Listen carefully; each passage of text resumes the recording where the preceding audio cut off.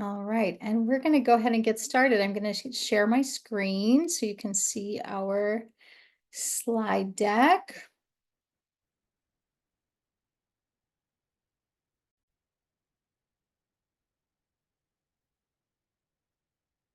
All right, welcome everyone to our Color Codes 201 webinar. We're recording the webinar today and we'll be posting the recording on the Ozobot website. So if there's anything you want to review again, you can find the recording on the website in a couple of days.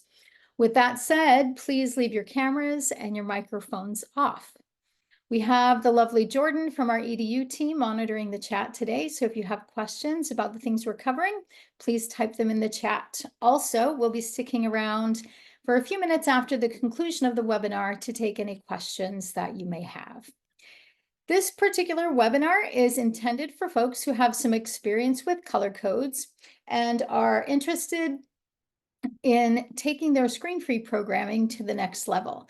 If you're brand new to Color Codes, please be sure to check out the recording of the Color Codes 101 webinar that happened yesterday. The recording of that session should be posted to the Ozobot website in the next couple of days. First off, we have a quick poll to find out who's with us today. So please let us know your role and the grade levels that you work with, and as soon as I can find the poll, there we go, there's the polls. And there you go. I'll give you just a minute to complete that.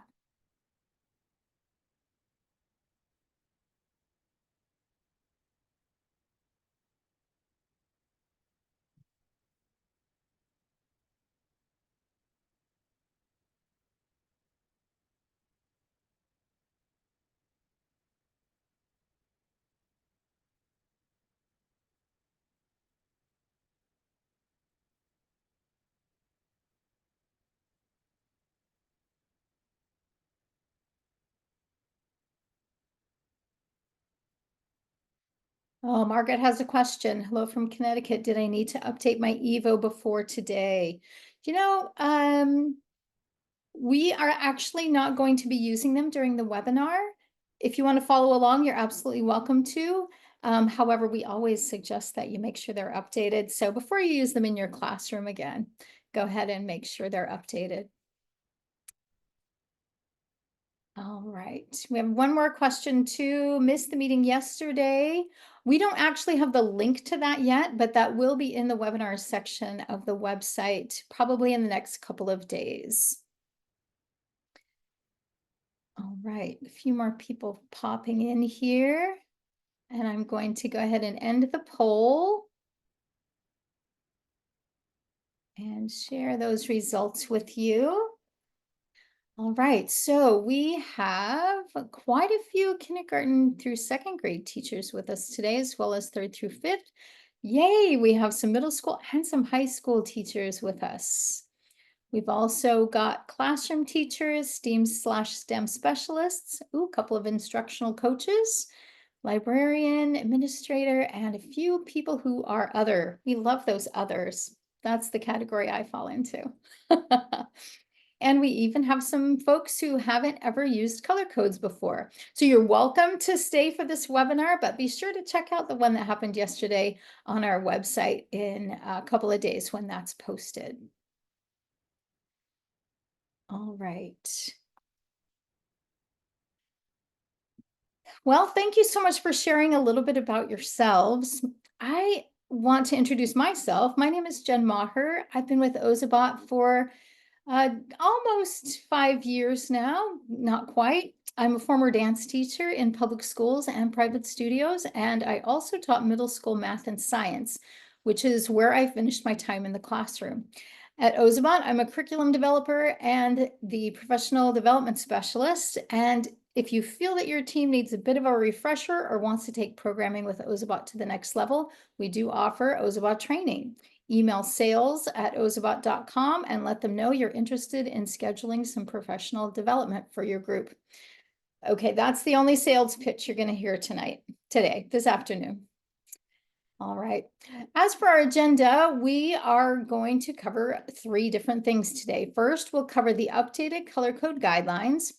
Then we'll touch on the relatively new vertical pacing guides and where to find them. And last, we have some lesson examples that you can take back to your classroom. All right, let's kick this off with the color code guide. This can be found on the Ozobot website. Go to ozobot.com. Let me get that little screen going there. To hover over how it works, and then click on color codes, and then click the green button that says Color Code Guide PDF. I'm just going to highlight a few things from our color code guide. First, let's review how Evo sees color. There are 2 sensors on the bottom of Evo. One is the line following sensor. This sensor works by detecting the contrast between the surface color and the line color.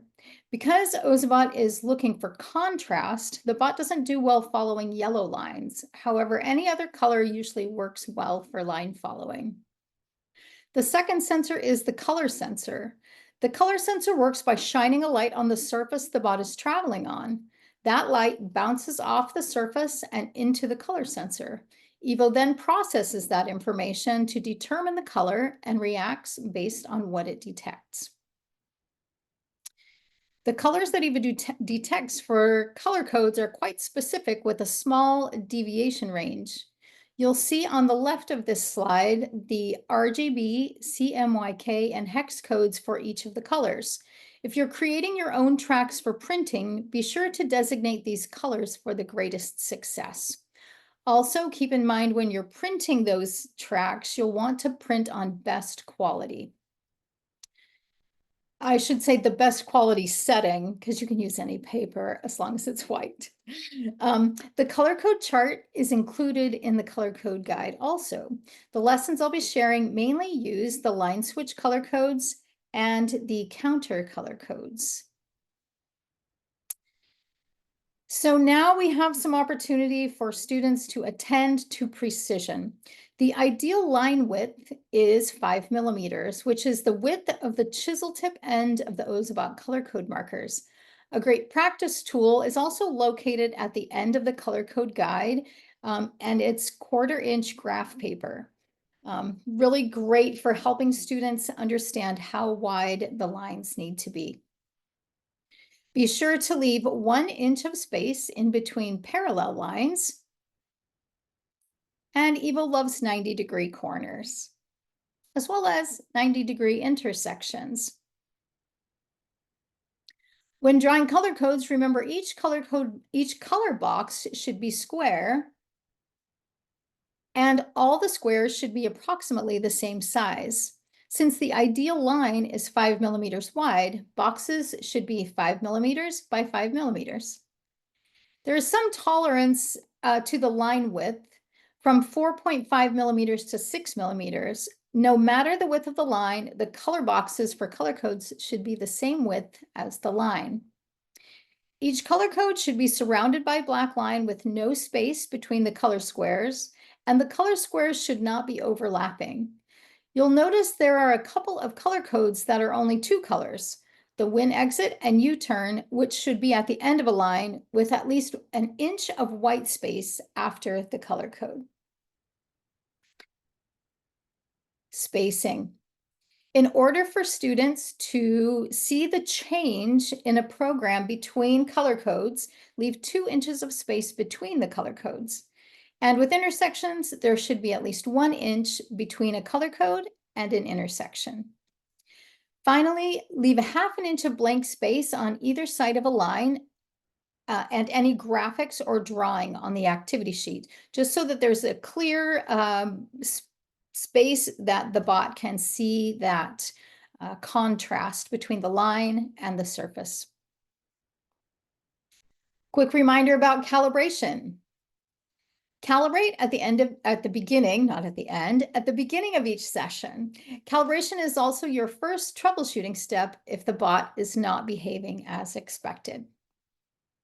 To recap, the color code guide can be found on the Ozobot website. Hover over how it works, click Color Codes, and then click Color Code Guide to access the PDF.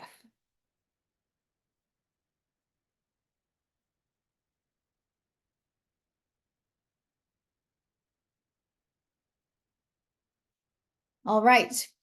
Next, I want to briefly point out the new pacing guides we have in the Ozobot. They're found in Ozobot Classroom and also on the website.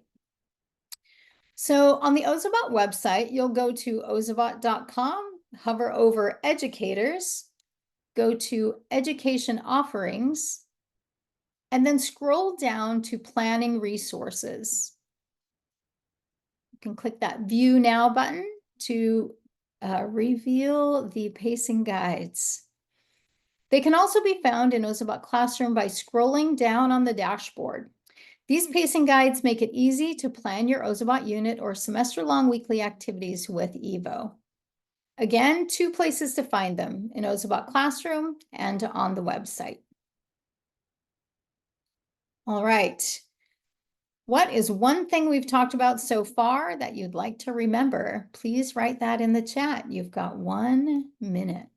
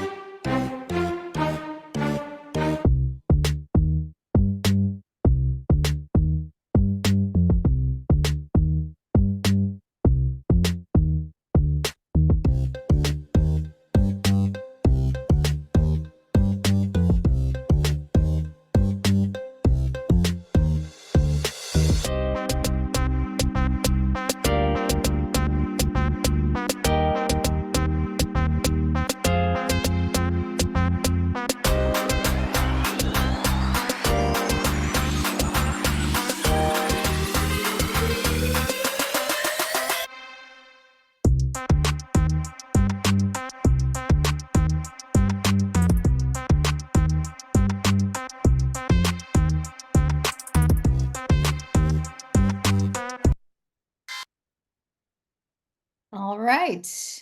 Thank you.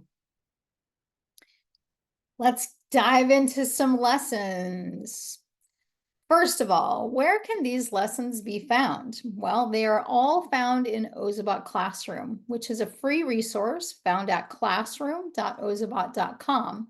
The account is free. The 800 plus lessons you'll find there are free, and we're updating and adding lessons every month.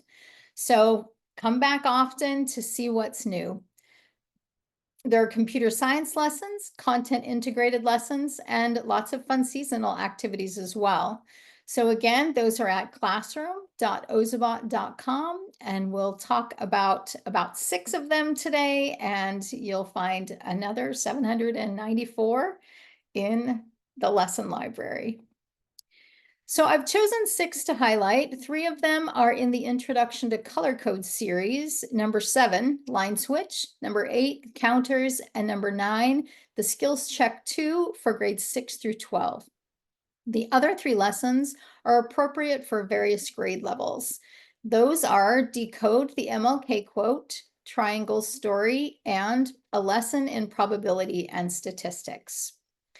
So first, let's look at the line switch lesson. Starting with the Introduction to Color Codes 07, line switch, students need to use critical thinking skills to get from, here, let me switch over to my overhead camera here, to get from the start to the fly. If you need some imagery motivation, students can imagine Evo as a frog, or to add another layer, you could make a frog costume for Evo. Using the color code key at the bottom, students program the bot to go straight, jump left, or jump right. So in this particular activity, you'll notice there are also numbers next to each line. However, if you want this, you can use that to differentiate. If you would like to white those out, and so students don't have that hint, you can do that, absolutely. Now, I've already calibrated my bot while we were jamming out a little bit to that music. So something I want to point out as the bot is traveling is that While these color codes are symmetric, the color codes themselves, the direction the bot is traveling is still very important in determining where the bot's going to go. So for example, this is the line switch right code. So the bot needs to be traveling this way to jump to the right. You'll notice that there's a U-turn there as well. That's because once the bot changes to this line, it was going to make a random choice to go right or left. So we want to kind of force it to travel this direction. So we put the U-turn there, so it will definitely hit that line switch straight code and move to the next line.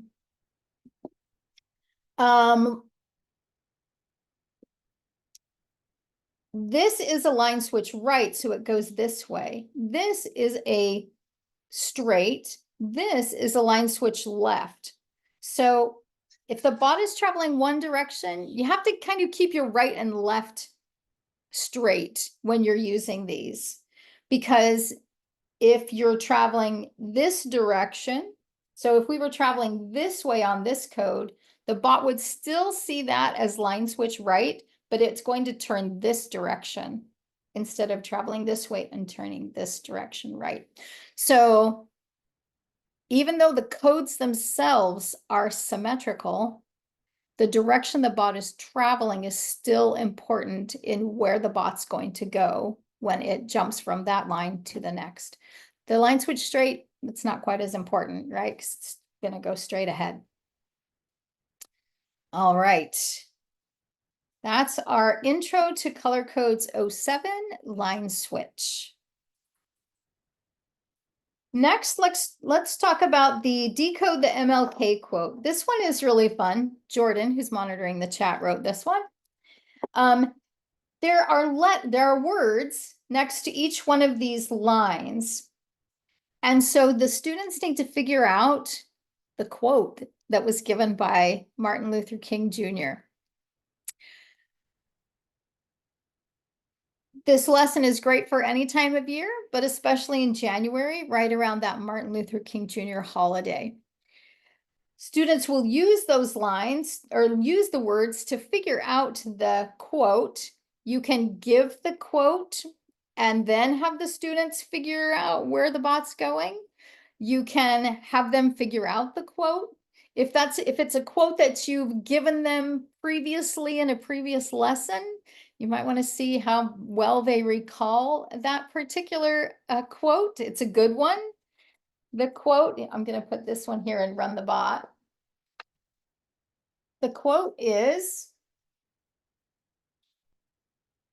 we'll follow it along. The time is always right to do what is right.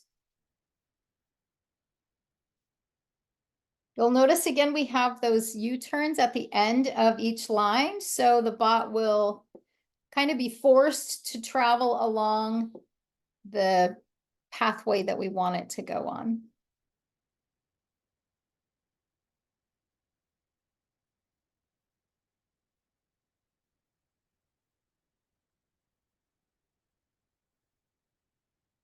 So with this lesson, you can give lots of hints or take lots of hints away, depending on the level of your students.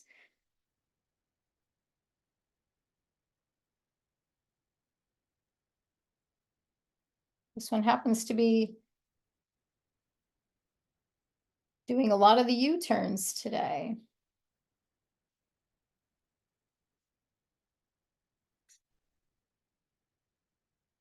And you'll notice that there's a win exit play again on either end of that particular line because that's the end. And they did it.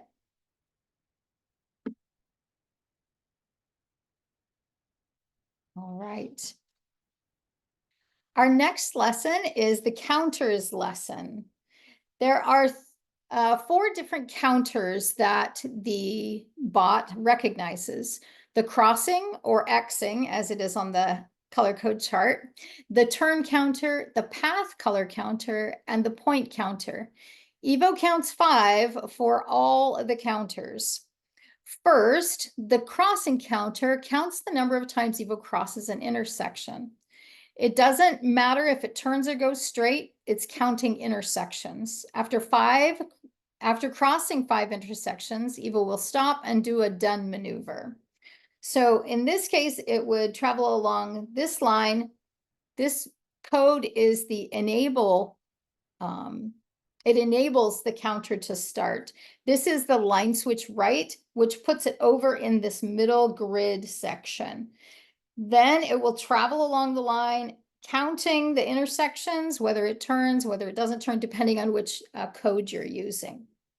Keep in mind, when it travels from the start line over to that middle grid, it sees the intersection of this. When it's traveling this way, it will see this as an intersection and make a random choice to go right or left. So just keep that in mind when you're using those counters. The path color counter counts the number of color changes that the bot encounters as it's traveling along. Let me show you that one. So the path color counter programs Evo to stop after it sees 5 color changes in the line. There are a couple of details with this one to remember. First, transitions from to and from black lines are not counted. Second, color segments less than 2 centimeters are also not counted. That's because of color codes, right? So these boxes, if you were going to put a color code in there, you'd need to put it on a black line. So the transition to and from the black line wouldn't be counted, but you could put another color code in here and it wouldn't see those as path color changes because the boxes are too small. One of my favorite my favorite counter is the point counter. The reason, I don't know why it's my favorite. It just seems like it's a fun activity to do, and it's kind of a puzzle. The bot starts with 5 points. After it reads that point counter code, starts with 5 points, can never have more than 5 points. So that's something to keep in mind. When you use the point -1 and point +1, it adds or takes away a point from that beginning 5. What else can I tell you about that? I've had students who say, well, I've got 13 places here that I can put a color code. So they do +1, +1, +1, +1, knowing that they're not actually adding anything. So I always tell them that's cheating. So this particular activity, spot on. Oh, I just did okay, so here's something. So I just ran the bot on the path color counter. It got to the end and then stopped. And even though my bot was on, in order to make it go again, to reset it, I have to turn it off and turn it back on again. So that's why it wasn't going. All right, so on this particular activity, you can have the students either, you can print these with these prompts there, or you can white out the prompts and then make your copies. So they have to figure it out on their own. There's so many different ways you can differentiate this particular activity. You can have them right next to each one of those if it's a point -1 or a point +1. If you're doing a maze that is fairly complicated, you'll also want to keep in mind that the point +1 and point -1 codes are opposites of each other. So the +1 is red, blue, green. The -1 is green, blue, red. So it's pretty important that the bot travels over those 2 codes in the direction that you intend them to go. Otherwise, you may not get the outcome that you're hoping for.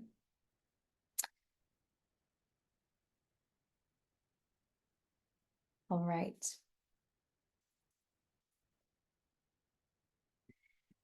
Another of my favorites is called Triangle Story. In this particular activity, we kind of combine math and language arts.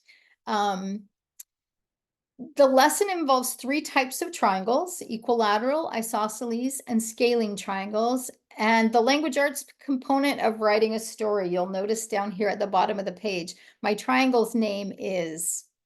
So students name their triangle and create a story about transforming it from one type to another.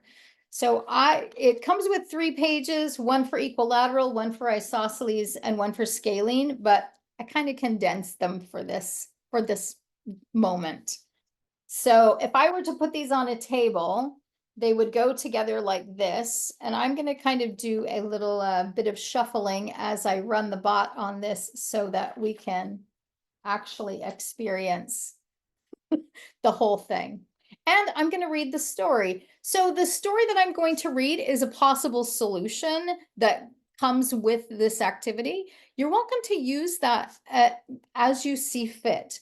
But the fun part of this is having the students read their stories as their bot is traveling. Now, one hint about creating these triangles, well, more than one hint.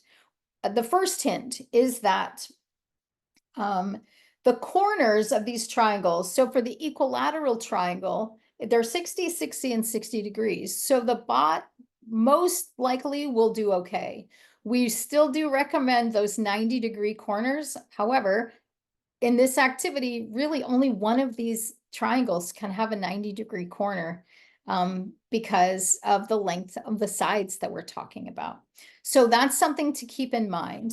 On this particular triangle, I actually did a line switch so that the bot doesn't have to actually go to that corner. So that's one way around that. There was something else I was going to tell you about this one. You can modify this so that the triangles aren't connected. You can say, you can have the students read each part of the story and run the bot on the triangle as they're reading the story. So here's our possible solution for this one. There once was an equilateral triangle named Henrietta. She was happy being balanced and quite even all the way around.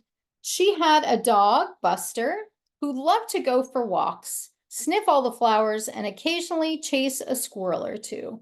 They liked to take walks along the same path, to travel the same distance, and smell the same flowers. One day, after Henrietta and Buster had been out for a walk smelling the roses and honeysuckle, her dad asked her to come into the kitchen. They would be moving to a new state for his job. While she was proud of her dad, she felt a bit flat, like 2 of her sides had been shortened, making her into an isosceles triangle. She was no longer completely balanced. She would miss her friends and the familiar walking paths with the fragrant and colorful flowers. When Henrietta's family arrived at their new house, she didn't feel too alone because she still had Buster, who brought her his leash and whined until she reluctantly agreed to go for a walk. Next to her new house was a beautiful green park, where she found a winding path to walk with Buster. They went past purple flowered trees and pink, sweet, fragranced roses and met lots of new friends. Henrietta couldn't help but skip just a little. Although it was difficult at times, she felt like she had been stretched in ways that made her more confident and less afraid of change. She transformed into a strong scaling triangle with sides of different sizes, ready for this new adventure. All right.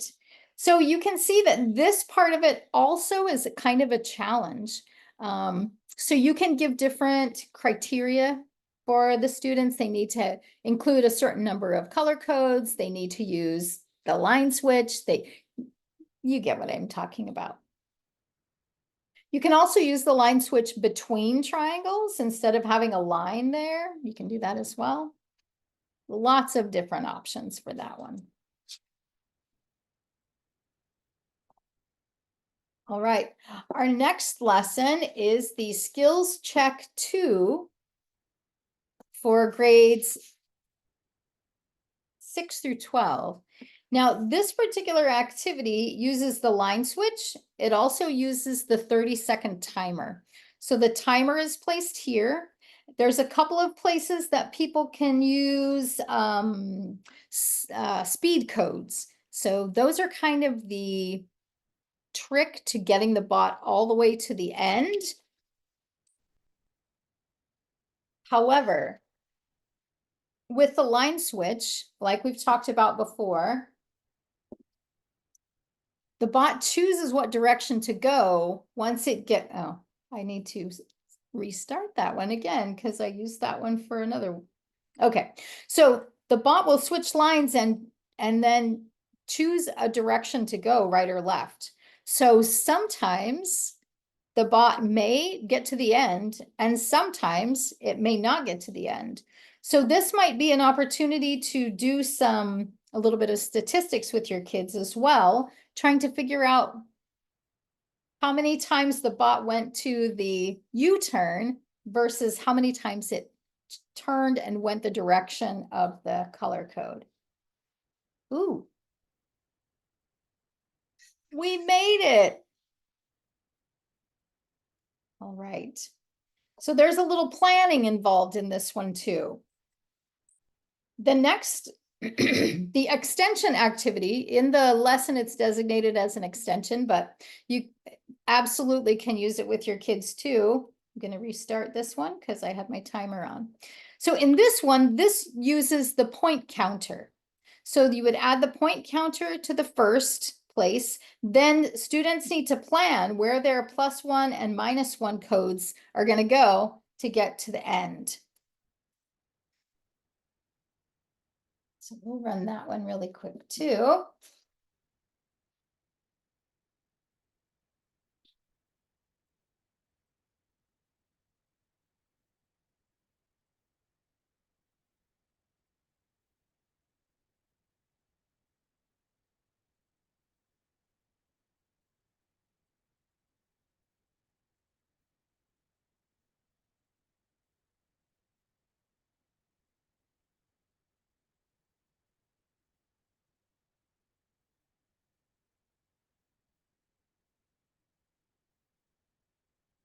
So again, you'll notice we've got -1, -1, -1, +1. The -1 starts with green. The +1 starts with red. So then we have our +1, +1, +1, +1, -1, -1.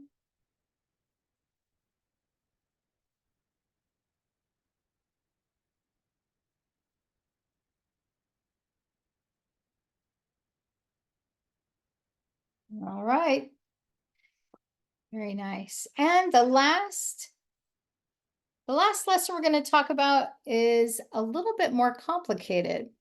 However, the color codes themselves in this particular lesson are not that complicated. The complicated part of this lesson is the content.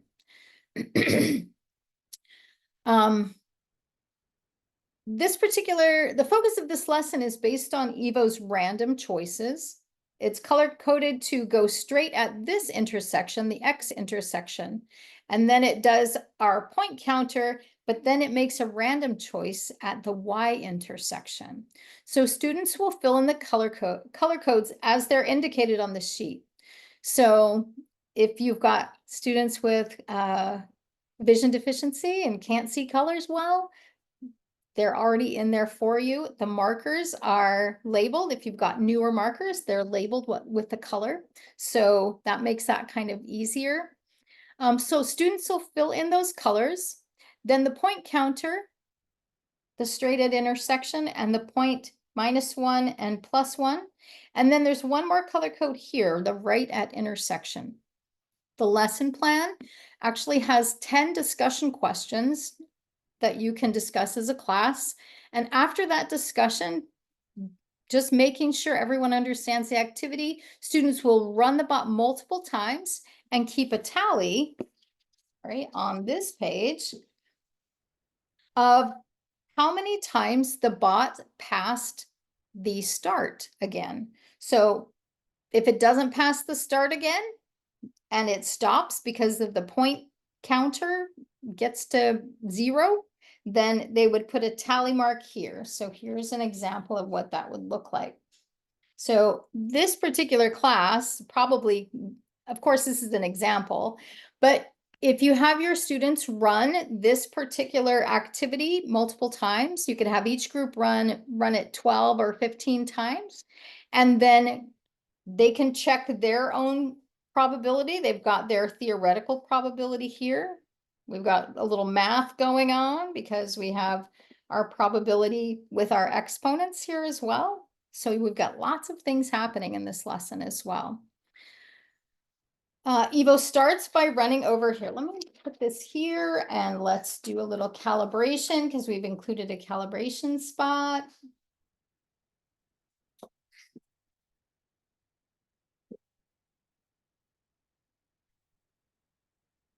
And we'll put the bot on the line next to start so it can see that point counter. It'll go straight. So straight at that first intersection.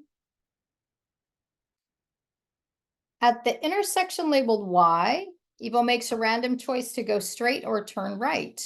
If the bot turns right, it won't pass start again before it stops. So students would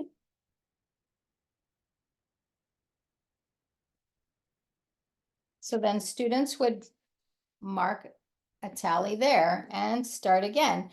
Remember, they need to turn the bot off and turn it on again to reset it.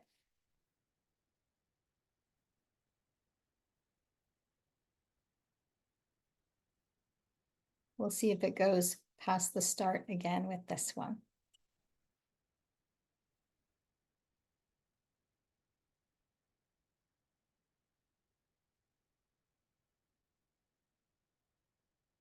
Oh, so that one's going to go.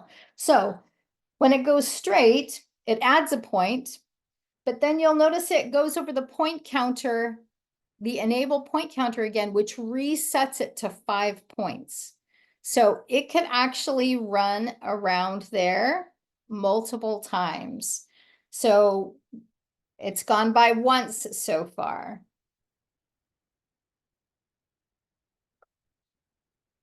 All right, just went by once. So now it'll pass those two -1 codes and stop. So since it went by once, we'll add a tally mark under 1. So students again would run this, and depending on your time constraints, you may have each group run the experiment 10 to 15 times. They could then do the calculations for their own group test. And then you can combine the tallies for all the groups in the class and discuss the differences between Group A, Group B, Group C, and then what happens when you bring all of those tallies together. You'll notice most of the time a larger data set will mimic the theoretical probability more closely. So your numbers would get closer and closer to the theoretical probability as you add more tests. So again, the larger your data set, the closer you're going to get to your theoretical probability. So, and of course, then we have our possible solution there too, if students need an example of what that might look like when it's finished. All right.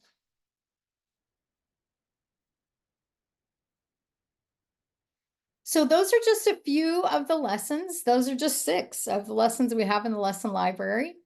And let's go back over here.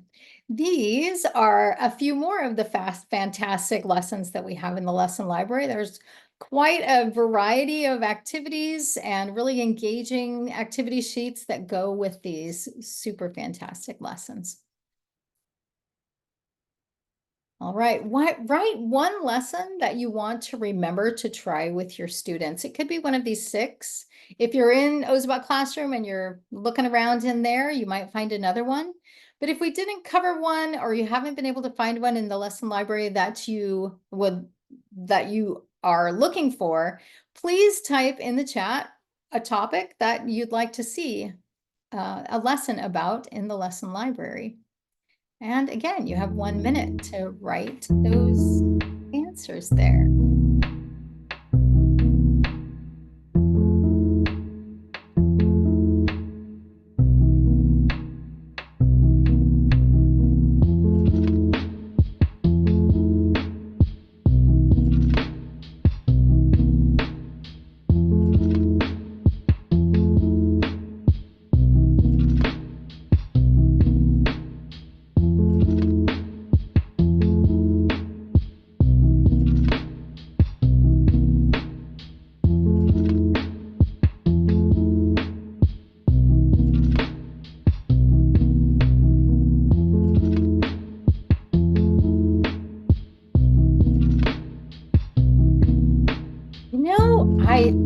Lori mentioned a lesson about Underground Railroad.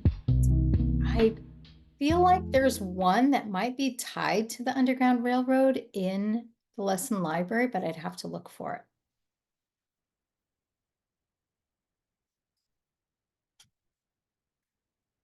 All right. Oh, that was 1 minute. That nice soothing music is done.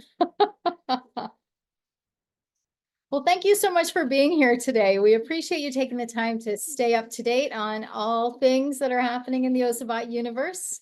And I'm just going to stop our recording, and I'll stick around for a little while in case any of you have questions. Otherwise, the rest of you are free to go. Thank you so much for attending.